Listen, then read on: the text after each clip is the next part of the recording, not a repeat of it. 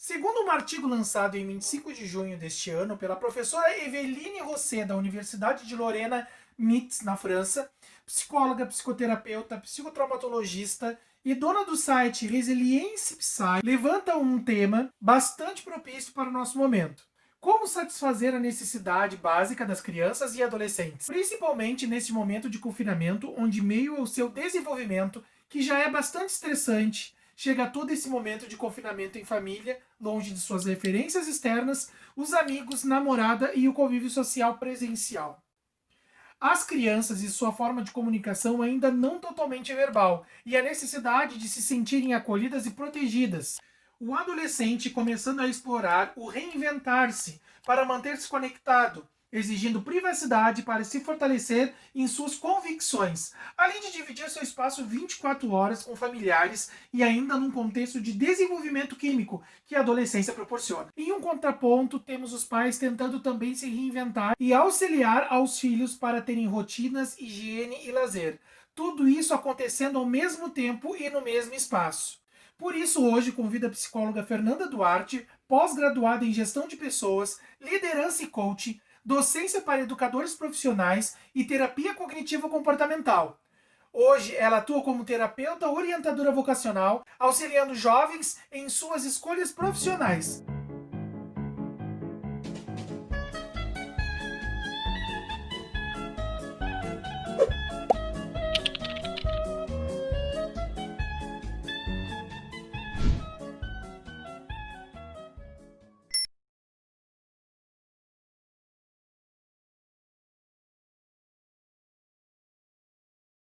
Olá, boa noite, Fernanda, tudo bem?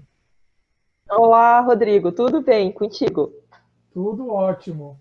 Aproveitando essa Que noite para bom. fazer um videozinho com a gente e falando um pouco Isso mais aí. sobre essas questões do sistema familiar, mas de uma parte mais específica, que é a questão da adolescência. Eu já antes Isso. do vídeo já tinha falado um pouco sobre ti e também sobre o contexto do adolescente, as questões do desenvolvimento, as questões familiares. É uma área que tu atua bastante, né, Uhum. hoje, né?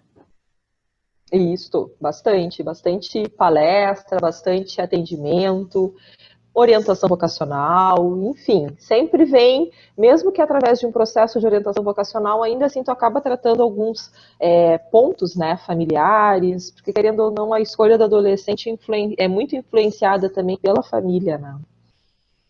Claro. E aproveitando essa questão da família, eu acredito que a primeira coisa que vem à cabeça é a proteção, né? Porém, Uhum. conviver com a família, o que seria a melhor das coisas, né? O que nos deixaria mais calmos, mais tranquilos, muitas das vezes não é. E a gente consegue perceber isso através da nossa adolescência mesmo. Que muitas vezes a gente pensava de Uhum. uma forma, mas porém o pai, ou a mãe, ou o irmão, ou a família em si pensava de uma outra forma.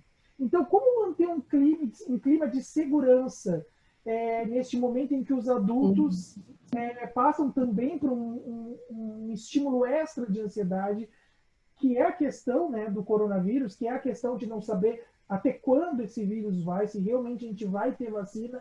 Então a gente imagina que a ansiedade do adulto hoje já tem um estressor a mais, né? E como é que a gente consegue Uhum. ter essa ansiedade controlada, tanto dos adultos como também desses adolescentes?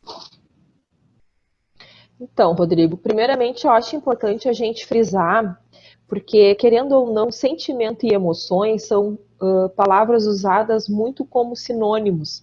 E a gente precisa definir que são assuntos distintos, por mais que eles é, se misturem em algum momento. Primeiro eu tenho a emoção, depois eu tenho o sentimento. E a ansiedade, ela nada mais é do que o reflexo do medo. A gente só fica ansioso mediante o medo de perder alguma coisa, mediante a incerteza, ao desconhecido. E nesse momento a gente está lidando com o desconhecido. E a emoção medo, que querendo ou não, medo, a emoção é algo mais visceral, ela acontece, né, frente a um estímulo externo. E o sentimento é a impressão que eu tenho dessa emoção. Então, como eu defino como eu senti aquela emoção. E esse é o momento em que o medo ele está muito, digamos assim, condensado, né? Em qualquer lugar que a gente vá, a gente está sempre muito na questão, né, da autovigilância, né, da proteção mesmo, no sentido de cuidados básicos, como o uso da máscara, álcool gel, né, sair somente se for necessário e em lugares que de fato são necessários ir, mas ainda assim a gente não tem ainda o conhecimento com o que estamos lidando e muito menos quando que isso vai acabar. Então, isso gera ansiedade no adulto, porque de fato, às vezes, está muito em jogo o trabalho, as contas, né? Se vai seguir empregado, se quem é autônomo, se vai conseguir dar conta, né? Porque, além de tudo, a gente está num momento em que, querendo ou não, a gente está um pouco, como é que eu vou te dizer, mesmo sendo autônomo e mesmo sabendo que daqui um pouco o negócio que a gente pensou nesse meio é algo que está dando certo, porque a gente está lidando com dificuldades, e uma das maiores capacidades do ser humano é a resiliência, né? É o como eu lido com as dificuldades. Então a gente, apesar de tudo, eu vejo muitas pessoas se readaptando, né? Se reinventando nesse meio. Mas o medo, ele está ali, né? Porque por mais que eu tenha tido uma sacada boa, eu ainda assim não sei se aquilo vai dar certo, por quanto tempo vai dar certo. Então, eu já tenho medo em cima disso. E aí eu preciso estar preocupado com a minha saúde física, com a minha saúde mental, que todo esse momento aí está trazendo à tona. E aí eu preciso também me preocupar com o meu filho que está em casa, né? Quem tem filho adolescente. Eu não tenho, né? O meu tem 5 anos. Mas a gente sempre diz que a gente tem a primeira adolescência ali entre os 5 e 6 anos, que eu acho que é a pior, porque eles de fato não sabem o que sentem, não dão nomes ainda às emoções e vai tudo expresso de forma corporal. É o grito, é a birra, se atira no chão. Né? E o adolescente ainda tem capacidade de reconhecer o que sente, mas nem sempre ele tem controle sobre o que ele sente. E às vezes ele se isola, né? Ele fica muito mais no quarto dele, sem querer ter aquela rotina e estresse, que é algo que surge muito nesse momento, né? Em função também da própria ansiedade, um mau humor, que já é da adolescência, né? Já tendemos a ter um mau humor, principalmente quando estamos muito tempo em família, porque querendo ou não, o que desenvolve o adolescente é a relação em pares, né? Ele consegue se aprovar, ele deixa de ter pai e mãe como exemplo e passa a ter aquele melhor amigo, aquele grupo que ele quer fazer parte. E o quanto neste momento isso não existe. Então ele está muito recluso. E aí como é que a gente lida com isso, né? Enfim, eu acredito que a segurança em si, como que eu faço para manter a segurança nesse sentido? Eu acho que a primeira coisa é a informação, né? É conversar sobre o que está acontecendo, explicar quais são as melhores formas, né, de cuidar disso. E é o diálogo, eu acho que não existe outra forma, né? É bem interessante essa questão que a gente consegue perceber até mesmo nas crianças com 5 menos 5 anos, que são as questões de eles se trancarem no quarto, de serem diferentes. Como é engraçado isso, eu não havia percebido isso antes, mas eu tenho um filho de 7 anos e hoje eu consigo perceber o quanto ele se isola no quarto muitas vezes, né? E eu fico impressionado É. e fico tentando modificar, buscar uma brincadeira, claro que cada um tem o seu trabalho, ainda mesmo assim, mesmo que em casa, né?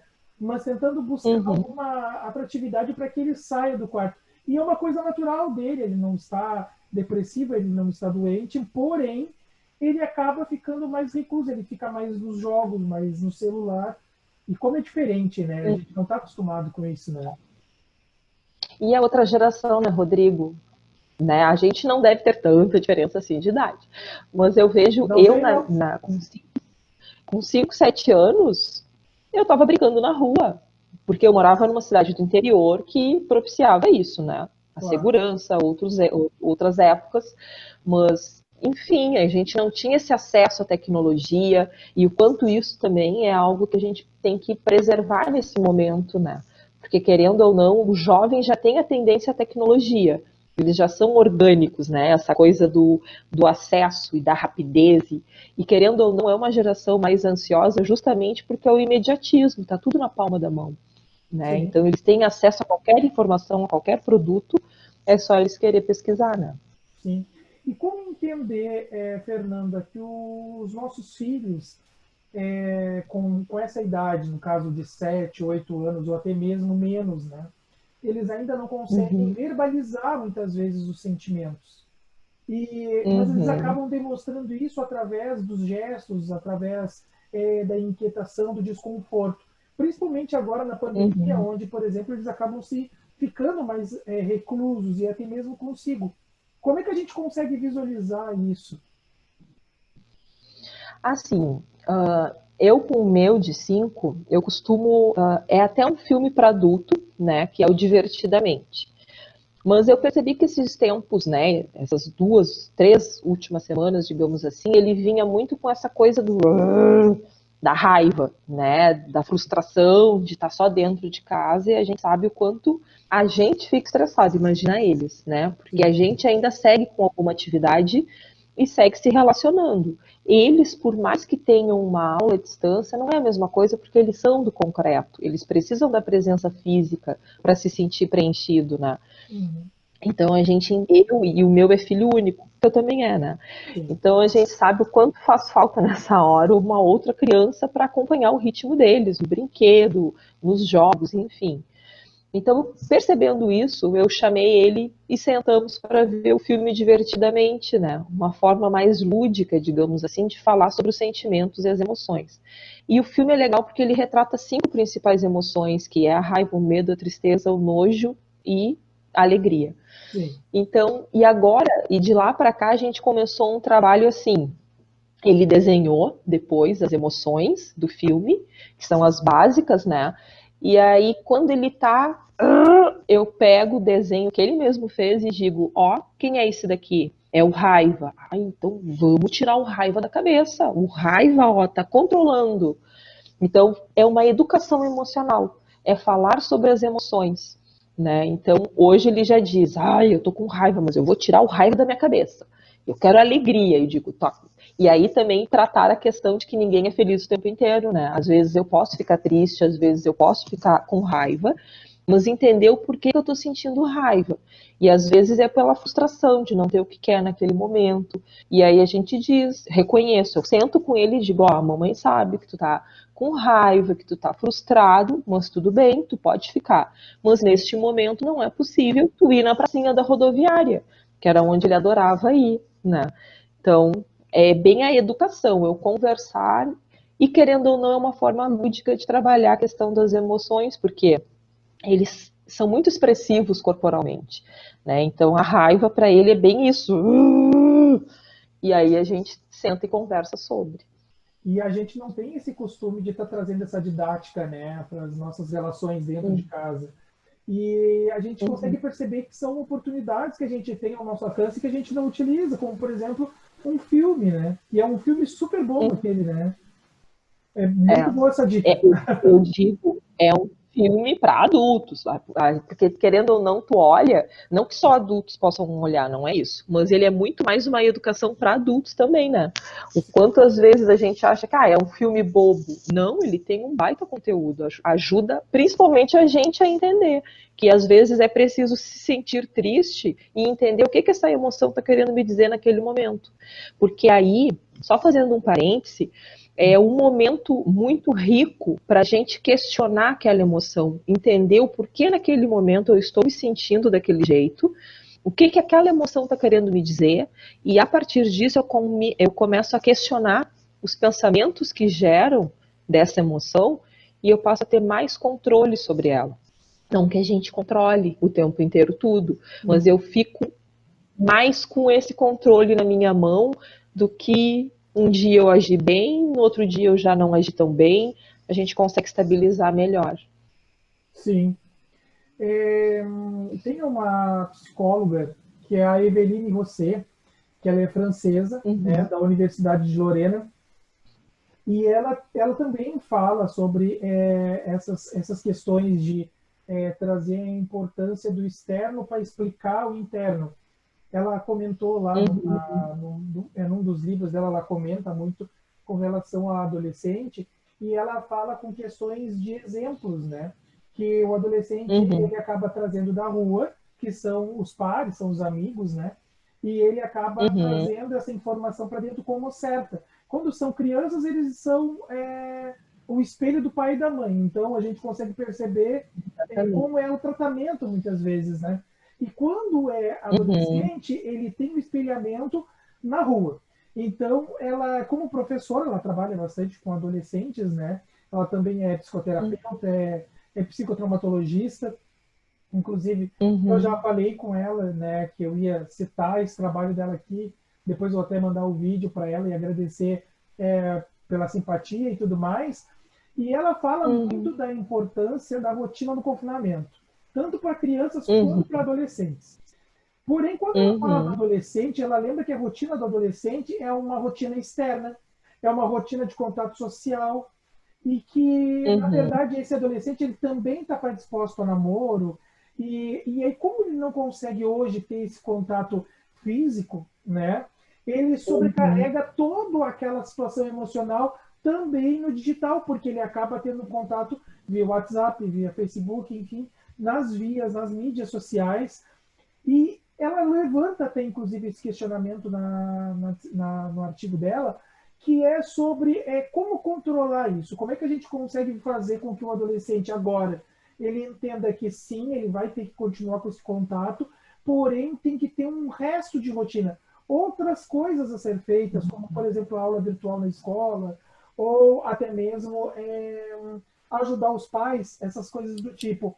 Como é que a gente consegue controlar essa ansiedade, essa irritabilidade que agrava com o afastamento para esses adolescentes? Bom, Rodrigo, eu acredito que a primeira coisa primeiro a família precisa ter uma rotina entre si, porque querendo ou não, tá todo mundo dentro de casa, mas cada um tá fazendo uma coisa, cada um tá no seu celular, né? Isso já era assim antes e agora tá mais ainda, porque a gente está o tempo inteiro dentro de casa e acreditar que só isso já basta para o adolescente, para a criança, né? A presença física, a gente está cometendo um grave erro, porque a gente precisa, e aí quando tu fala em rotina, é aquela rotina, digamos assim, básica, né? É tu levantar num determinado horário pela manhã, realizar as tuas atividades, quem estuda, estuda, né? Quem estuda à tarde vai fazer isso à tarde, mas tu tem que ter uma rotina de forma geral. E se a gente for pensar enquanto família, eu acho que o interessante para tentar agregar esse adolescente e tirar ele um pouco também desse excesso, digamos assim, de acesso, né? Excesso de acesso ao mundo digital, digamos assim, eu acho que é pensar em atividades que a família pode fazer junto, porque esse é o momento em que a gente pode usufruir de histórias que o pai e a mãe têm para contar, e eu entendo que às vezes o adolescente ache isso um saco, né? Não está afim de saber de histórias do passado, ele quer viver o aqui e agora, mas daqui um pouco tentar colocar para esse jovem que em outro momento, mas de uma outra forma, os pais tiveram também algum momento de reclusão, de espera, né? Se a gente for ver, há 20, 25 anos atrás, a gente se comunicava por cartas, então a gente tinha que saber esperar a carta chegar no remetente e ela voltar. Aliás, chegar no destinatário e voltar. Então, a gente tinha esse poder da espera, a gente conseguia entender que tudo tem um tempo e que eu preciso aprender a esperar. Só que, de novo, a gente está em uma era em que o lado bom é que a gente tem acesso rápido à informação, mas o lado ruim é que quando isso não é tratado no adolescente, ele acha que tudo é para ontem, que ele não pode esperar. E este é um momento em que todo mundo precisa esperar. Esperar acharmos uma vacina para esse vírus, ou acharmos uma forma de não ficarmos tão à mercê dele, né?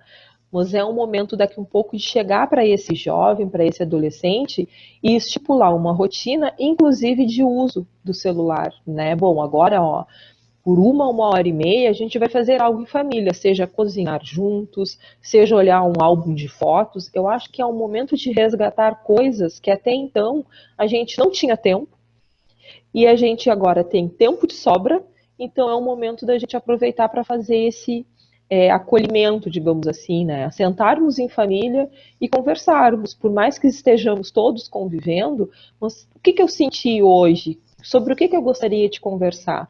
E tentar entender também esse jovem, porque de fato ele está num momento em que teoricamente, o normal seria ele estar entre os amigos, entre os pares. E ele se viu obrigado a ficar em casa com os pais. Então, é tentar entender que ele vai ter esse contato com os colegas, com os amigos, por web chamada, enfim, mas ele também precisa manter um vínculo com a família, não é porque ele está em casa que ele tem que ficar no quarto o tempo todo, né? É uma roda de chimarrão, vamos ver uma série que todo mundo goste, daqui um pouco tentar entender o lado desse adolescente, acompanhar ele, olhar uma série, não sei, é uma programação em família. Eu acho que é a melhor forma da gente conseguir agregar esse adolescente ao grupo familiar. Eu entendo também, Nanda, que traz algo novo para dentro de casa quando Uhum, tem esse convívio. Porque realmente a gente não tem muitas vezes o tempo que a gente precisa em família. Mas, porém, agora a gente tem o uhum, tempo, mas também a gente não sabe usar, porque não é algo que é exatamente. costumeiro, né? E, Uhum, e também entendo que essa questão de mídia, de vídeo, de chat e tudo mais, é algo que nos aproxima das pessoas, mas é engraçado porque nos estressa também. Eu consigo notar que quando, por uhum, exemplo, eu fico o dia inteiro envolvido com a questão das mídias ou com uma questão de contato por vídeo, ele me incomoda. Chega no final do dia, eu estou extremamente cansado. Será que isso também não acaba uhum, aumentando a irritabilidade desse jovem, por exemplo, que está em casa, mas não consegue ter outras coisas, ou não consegue ver outros momentos em família como rotina, e sim somente estar com o uhum, celular, né? uhum. E querendo ou não, a questão do estresse, ela acaba sendo meio químico, né? Se a gente for ver, o celular, ele tem um campo magnético, né?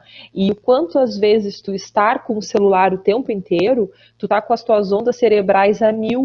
Então isso por si só já é estressante. Então é por isso que eu digo, ficar com o celular o dia inteiro vai estressar quimicamente, porque vai fazer com que o teu cérebro entenda que ele precisa funcionar e ele está sendo externamente, digamos assim, ele tá recebendo choques direto para se manter sempre ativo. Então isso por si só já estressa. E se ambientalmente, digamos assim, em família, eu já tenho situações estressantes, a tendência é só piorar. Então, o uso do celular tem que ser comedido. E também fazer o melhor uso, né? Não ficar só em um WhatsApp, em bate-papo, em redes sociais. Eu acho que usar também o celular para pesquisas, para conhecimento, para leitura, para aprendizado. É bastante grande esse desafio. Eu acredito que até mesmo para os adultos, com relação ao uso Uhum. correto do celular. Às vezes a gente acaba se Exatamente. entregando àquela atratividade que é saber mais sobre o que está acontecendo na vida das pessoas com relação Uhum. à mídia, como Facebook, Instagram, Twitter também, a gente acaba acompanhando bastante. Mas vamos lá, é algo que a gente tem Uhum. que se adaptar para que a gente consiga ter um bem-estar, né? Para que a gente consiga adaptar o bem-estar. Eu sei que hoje todo mundo está confinado, mas eu moro num condomínio de inúmeras casas e eu consigo Uhum. perceber que eles fazem em dupla ou com os cachorros, eles correm, né? Aí eu fico pensando, eu gostaria muito de adaptar isso, né? De eu poder correr também. Mas eu acabo não tendo essa,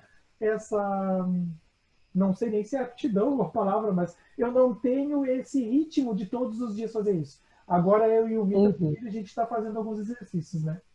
Mas então tá, com Uhum. tanta novidade e desconforto que traz este período para a convivência, em casos mais agravados, como a violência verbal e não verbal, o que é mais correto, pelo Uhum. menos, tentar fazer entre pais e filhos? Às vezes os pais Uhum. acabam não entendendo o processo do adolescer, essa questão mais de estar de mau humor. E a gente tem um histórico aqui no Brasil de agressão física aos filhos, Uhum. e ainda como forma de educação, né? Que é o que é mais, que é o que é mais grave. Então, para mim, educar meu filho, então eu tenho que sim agredir. Isso é uma coisa Uhum. que em outros países já se foi falado e se foi entendido que talvez não. Mas aqui no Brasil, ainda mesmo que falem, existe sempre uma novidade, ou até mesmo alguém aparece no governo dizendo que não, a gente vai fazer o contrário, vai voltar aí aos anos de luta contra essas agressões, que também são agressões domésticas, né? E como é que Uhum. funciona? O que a gente pode tentar, por exemplo, diminuir, ou pelo menos tentar eliminar isso, principalmente nesse momento de confinamento? Bom, o diálogo sempre, né? Eu acho que não existe outra forma. E se a gente for pensar em castigo, é bem a coisa do retirar coisas ou não deixar fazer coisas que trariam prazer, tanto para a criança quanto para o adolescente. E com relação ao adolescente, eu acho que é muito uma questão de entender que ele está eu sempre digo, está no limbo, né? Porque ele está naquele entre dois mundos, entre o ainda ter atitudes e ser tratado como criança, mas ao mesmo tempo ele é cobrado como adulto. Então ele está bem neste mundo paralelo, eu diria assim. Então ele tem muito essa questão, ele tem que se conhecer, os pais precisam entender o que aquele comportamento está querendo dizer, o porquê que ele está fazendo, está tomando aquele tipo de atitude e conversar. Eu sempre acho que o diálogo é a melhor solução para tudo. Mesmo que naquele momento, seja criança ou adolescente, a criança, né, que tu bota de castigo e tu quer conversar e ela não está afim, dá o tempo dela, né? Deixa ali, se depender da idade, 5, 6, 7 minutos, fica. E aí, então, quando ela se acalmar, ó, quando tu te acalmar, a gente senta e conversa sobre o que aconteceu. E o adolescente, eu acho que é muito essa questão também de tentar entender, de colocar para ele o que não está sendo legal no comportamento dele e que outras formas que ele poderia resolver aquilo, né? Então, é o diálogo. Eu acho que não existe outra forma que não seja esse, né, o único caminho.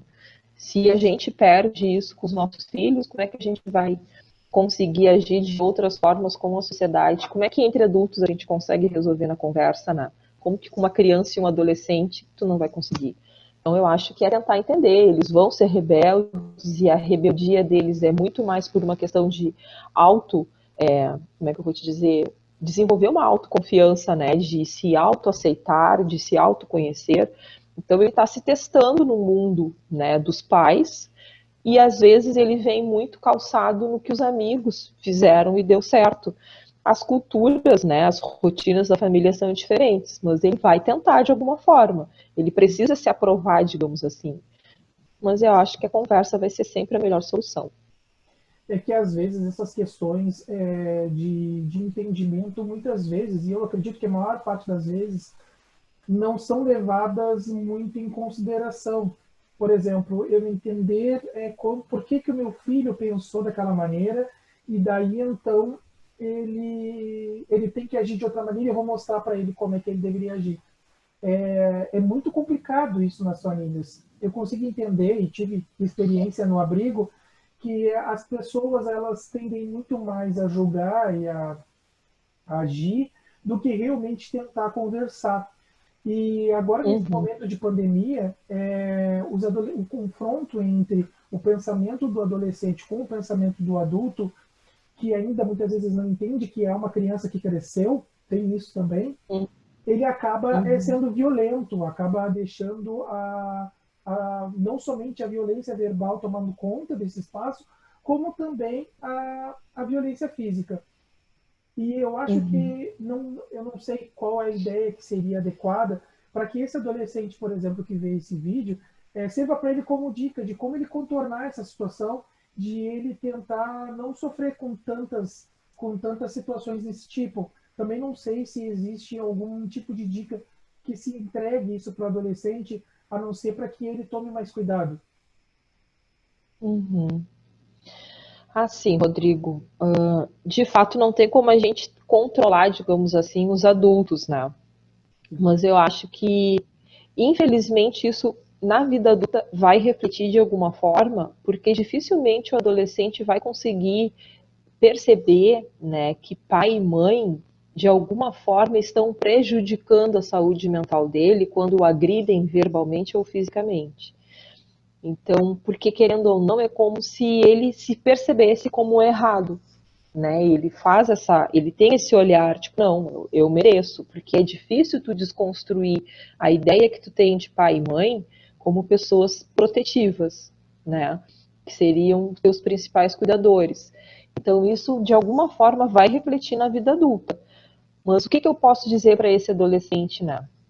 É daqui a um pouco ele tentar conversar com alguém próximo, trocar uma ideia, né? Porque às vezes a gente fica muito no nosso mundo e não consegue ter visões diferentes de outras famílias. De repente, um melhor amigo ou algum parente tentar entender primeiro a situação, né? Ó, eu agi desse jeito, meu pai e a minha mãe me falou ou fez tal coisa comigo. Isso é tentar entender. Ele precisa daqui um pouco ter uma visão de fora para perceber que não, eles estão se excedendo contigo, vamos sentar e vamos conversar. Para ele não jogar em si a responsabilidade ou a culpa pelo que eles fazem, pelo que os pais fazem, né? Não estou querendo passar a mão na cabeça de ninguém, mas a gente sabe o quanto hoje é difícil tu educar, né? Porque as crianças têm acessos a outras famílias, a outras crianças que têm outros tipos de criação. É também a questão da tecnologia, que traz coisas boas, mas também traz coisas ruins.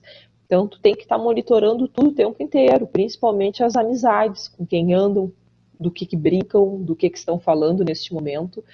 Então, ser pai e mãe hoje em dia também não é uma tarefa muito fácil, Não. mas eu entendo que também o diálogo é sempre o melhor caminho.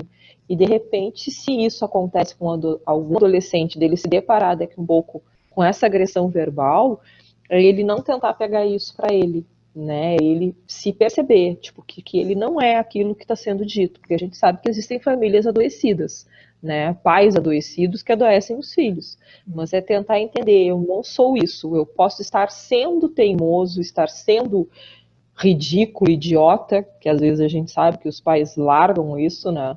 Mas Sim. eu não sou. Eu posso ter tido um comportamento, mas eu não sou isso. Ótimo. E com relação a esse meio de confinamento, que podem surgir inclusive agressões, o conselho que a gente poderia dar de uma forma mais ampla, assim, não somente para o adolescente, mas que traga mais tranquilidade, numa promessa de tornar mais produtivo, alegre e também mais descontraído esses momentos. Algumas dicas já foram ditas, como por exemplo um vídeo, um seriado, uma rotina, mas tem alguma coisa mais ampla assim que a gente poderia dar como dica para que a gente consiga trazer isso como uma forma mais simples, porém que se encaixe no nosso dia a dia. E eu digo dessa maneira porque a gente consegue entender também que, por exemplo, tem algumas pessoas que estão paradas, e paradas de fato, porém existem outras pessoas que estão trabalhando muito mais dentro de casa. E aí, Uhum, para tentar trazer uma rotina junto com os filhos, às vezes fica mais difícil, porque o filho não tem o uhum, período da escola onde ele estava na escola. E a gente também não está conseguindo, uhum. muitas vezes, se organizar com esses períodos, assim, que estamos juntos o tempo inteiro, porém, fazendo também ainda o trabalho que deveria ser feito na empresa. Não sei se tem alguma coisa que tu já indicou ou tu viu em algum lugar que poderia estar passando para a gente também. Eu acho que a primeira coisa é ser gentil.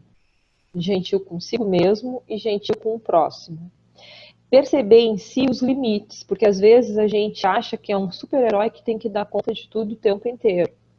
E aí, quando a gente fala em rotina com a família, ou rotina em si, não deve também ser algo rígido, inflexível, né? Daqui a pouco eu pensei que eu tenho que todas, de segunda a sexta, ter lá 1 hora e meia para fazer tal coisa. Bom, se hoje não foi possível ter 1 hora e meia, eu vou ter meia hora, mas eu vou ter meia hora de qualidade e não 1 hora para cumprir tabela. Né? Então eu acho que é perceber o ritmo da família, perceber como é que está o meu marido, meu filho, quem mora com pai, com mãe, como é que está. Enfim, eu acho que é enxergar o contexto e também se enxergar. Né? Eu acho que a primeira coisa é se perceber, perceber os limites e ser gentil. Se perceber que às vezes eu não vou dar conta de tudo e que está tudo bem. Né? Eu acho que até para a ansiedade isso acaba acalmando, porque senão a gente cria um padrão tão rígido, e principalmente, né, não estou dizendo que os homens não façam isso, mas mulher, ela em casa trabalhando, eu acho que dobra o trabalho, né? Porque tu termina de, eu, por exemplo, eu termino de atender um paciente, daqui um pouco que eu olho, tem um cisco, eu já pego a vassoura, vou lá e varro. porque eu estou trabalhando em casa, entendeu? Eu vejo uma louça suja no intervalo, eu vou lá e lavo a louça. Tipo, Fernanda, calma, a casa não precisa estar 100%, tu tens que te dedicar aos teus pacientes e quando sobrar um tempo, tu faz a faxina, tu faz a lava a louça, guarda, enfim. Só que a gente fica com essa coisa de querer dar conta de tudo o tempo inteiro. Então a primeira coisa é se perceber, reconhecer os limites e ser gentil. Eu acho que é uma dica ampla e que se eu me sinto mais tranquilo, mais leve, eu acabo passando isso para os membros da família também. Ah, show de bola. E a gente acaba não parando para pensar sobre isso, né? E Uhum, sobre essa autocobrança de estar, bom, eu estou em casa, né? Coisa horrível. Chegou uhum, eu teve que, por exemplo, por algum motivo ou outro, receber alguém, que agora na época da pandemia não é o adequado, mas por algum motivo, né? Ou até um entregador de gás, ele deve vir na minha casa ainda entregar o gás. uhum, E aí a casa uhum, está suja ou está desarrumada, e aí eu estou em uhum, casa, então já gera aquele balão de cobrança. Poxa, meu filho não está tendo aula na uhum, escola, eu deveria me dedicar mais com ele para que quando ele voltar, ele não esteja uhum, ultrapassado pelos seus colegas. Ou, enfim, N. Tu deu aí, na verdade, um exemplo uhum, bem amplo, bem interessante, e realmente acaba criando uma ansiedade, um estresse uhum, maravilhoso, né? Esse teu comentário, inclusive.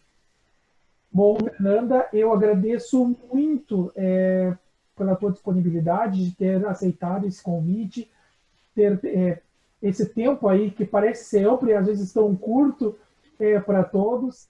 E uhum. eu encerro então essa nossa entrevista, deixando aí meus agradecimentos para ti e esperamos aí ter mais outros contatos, outros temas, onde a gente possa contar contigo para ter novas dicas e novas informações também nesse lado de atendimento, de aconselhamento psicológico. Uhum. Eu que agradeço o convite, agradeço aí a lembrança, né? Afinal de contas, são tantos profissionais da área, né? Mas agradeço a lembrança, agradeço o convite e estamos à disposição. Se quiser próximos vídeos, estaremos aí à disposição. Muito obrigado, tchauzinho. Tchau, tchau, Rodrigo.